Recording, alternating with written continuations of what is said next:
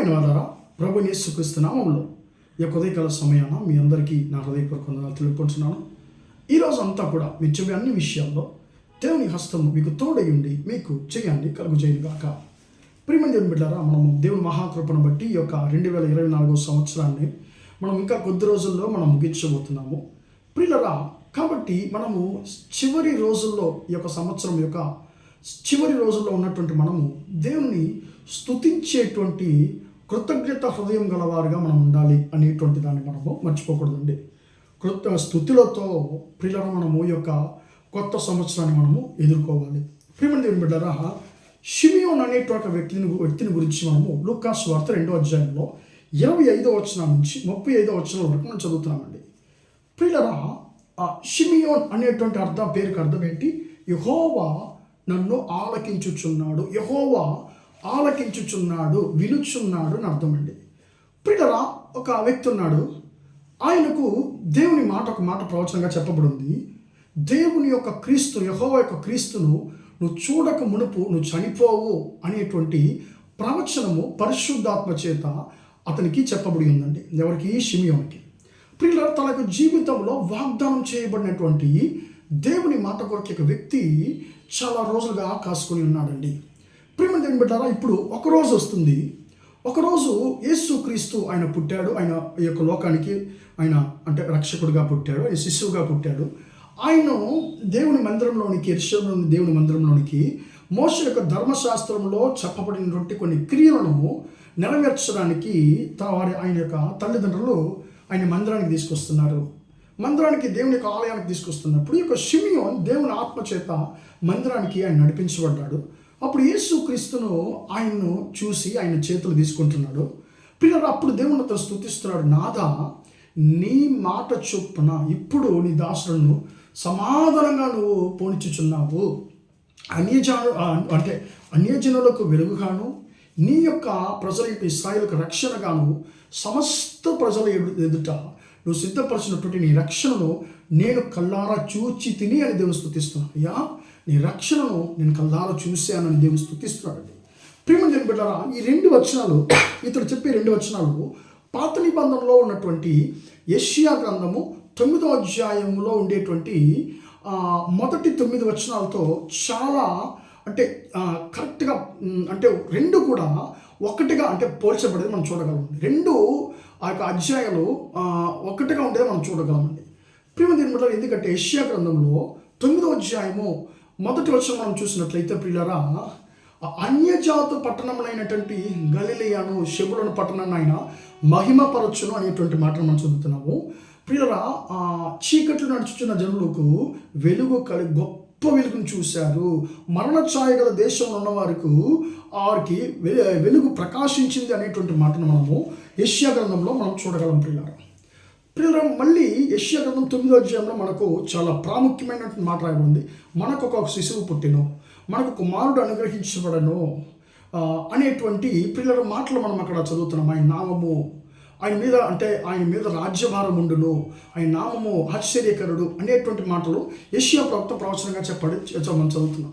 ప్రియులారా, ఈ యొక్క షిమియోను గురించి ఆధారం లేని ఒక ప్రాముఖ్యమైనటువంటి ఒక విషయం చెప్పబడుతుందండి కొంతమంది ద్వారా. ఏంటంటే, ఈ షిమియోను యెషయా ప్రవక్త యొక్క దాసుడనియో అంటే అసిస్టెంట్ అనియో, ప్రియులారా, ఆయన దేవుని ద్వారా పొందుకున్న మాటలు ఆయన ప్రవచనంగా చెప్తున్నప్పుడు వాటిని రాతగా రాయవలసినటువంటి బాధ్యత ఈ షిమియోనుకు ఉన్నదనియో, ఇప్పుడు యెషయా ప్రవక్త దేవుని ద్వారా బయలుపరిచేది ఆయన ప్రవచించినప్పుడు ఈయన దాన్ని రాయాలి. అలా ఈ 9వ అధ్యాయం వచ్చేసరికి ఆయన రాస్తున్నప్పుడు దాని గురించి సందేహించారంట. ఇది ఏంటయ్యా యజమానుడా, అన్యజనుల పట్టణానికి వెలుగలగడం ఏంటి? ఒక పుట్టిన చిన్న శిశువు మీద రాజ్యభారం ఉండడం ఏంటి?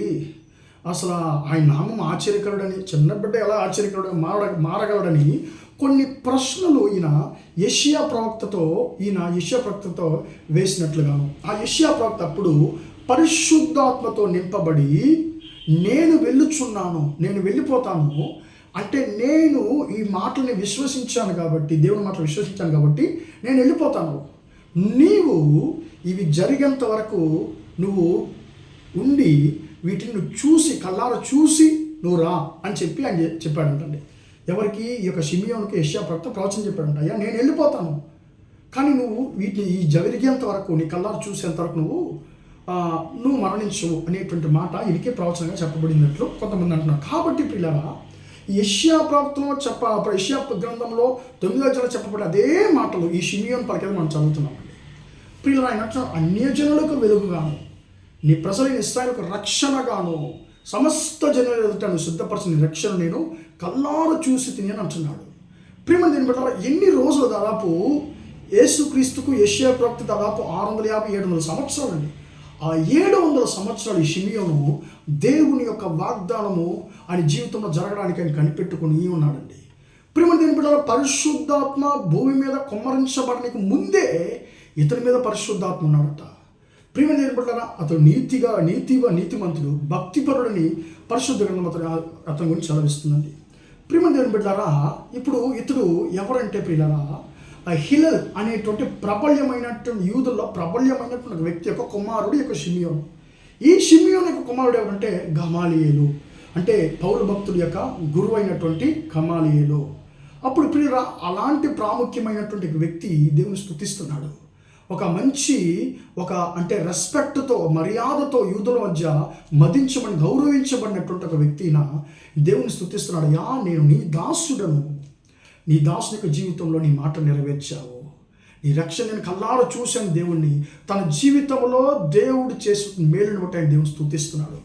ప్రేమ దేని బిడ్డలారా, ఈ యొక్క 2000 సంవత్సరంలో దేవుడు గత కాలంలో మన జీవితంలో చేసిన వాగ్దానాలు, చాలా వాగ్దానాలు ఈ యొక్క 2024 సంవత్సరంలో ఖచ్చితంగా నెరవేరుంటాయండి. చాలా రోజులుగా మీరు ఎదురు చూస్తున్నప్పుడు కొన్ని మేళ్ళు ఈ యొక్క 2024లో మీరు ఖచ్చితంగా పొందుకొని ఉంటారు. కాబట్టి ప్రియులారా, మీరు ఎదురు చూసేటువంటి కార్యాలు ఇంకా జరగలేదని కాదు, మీరు ఎదురు చూసినటువంటి కొన్ని క్రియలు దేవుడు మీ జీవితంలో చేశాడని, ఆయన చేసిన మేళ్లను బట్టి నేను దేవుని స్తుతించేటువంటి కృతజ్ఞతా హృదయం గలవారిగా ఉండాలని దేవుడు ఆయన ఇష్టపడుతున్నాడు. ప్రేమ దేవుని బిడ్డలారా, సంవత్సరం యొక్క చివరి రోజుల్లో ప్రవేశించున్నాం. మనము దేవుని స్తుతించేటువంటి కృతజ్ఞత గల ఒక హృదయంతో మనం ఆయన్ని స్తుతించాలని దేవుడు ఇష్టపడుతున్నాడు. ప్రార్థన చేద్దామా? ప్రేమగల మా తండ్రి, దయగల దేవ, ఇంతవరకు తండ్రి ఈ మాటలు విన్నా తన బిడ్డలను ఒక్కొక్కరిని దీవించండి, ఆశీర్వదించండి అయ్యా. తన స్తోత్రమయ్యా. తన సంవత్సరం యొక్క చివరి రోజుల్లో ప్రవేశించినటువంటి మేము తండ్రి నిన్ను స్తుతించేటువంటి కృతజ్ఞత హృదయం గల వారిగా మేము ఉండడానికి కృప ఇచ్చేయండి అయ్యా. తన షిమియోను తను ఎంతో ఘనుడైనా కూడా ఆయన నీ సముఖానికి ముందుగా తను తగ్గించుకుంటున్నాడు అయ్యా. నేను నీ దాసుడిని తగ్గించుకుంటున్నాడు అయ్యా, నిన్ను స్తుతిస్తున్నాడు అయ్యా. అలాగనే మేము కూడా మా జీవితంలో తనని స్తుతించేటువంటి కృతజ్ఞత హృదయం గలవారిగా ఉండడానికి కృప ఇచ్చేయమని యేసయ్య నామమున ప్రార్థించని వేడుకొంటున్నాను తండ్రి. ఆమేన్, ఆమేన్. ప్రియమైన వారారా, దేవుడు మిమ్మల్ని దీవించి ఆశీర్వదించును గాక. Praise the lord.